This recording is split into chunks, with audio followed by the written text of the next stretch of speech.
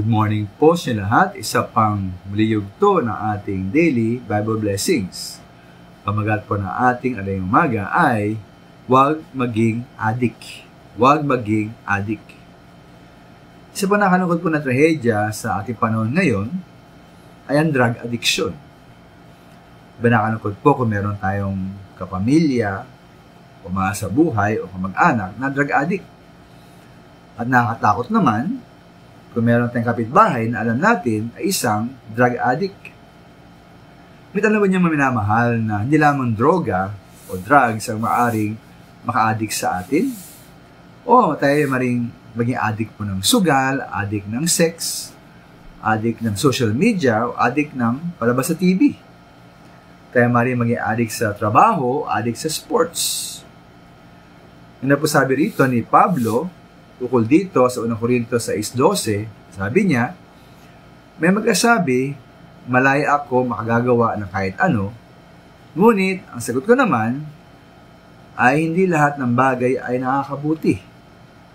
Maaari ko rin sabihin, maaari akong gumawa ng kahit ano, ngunit hindi ako magpapaalipin sa anumang bagay.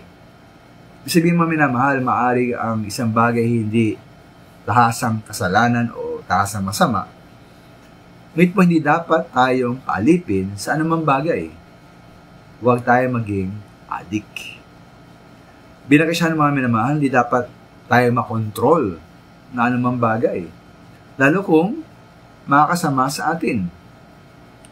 Halimbawa po ng alak. Kaya sabi nga po sa Efeso 5:18 na huwag tayong malalasing sapagkat ito ay mauwi sa magulong pumuhay. Sa halip ay mapuspos tayo ng banal na espiritu.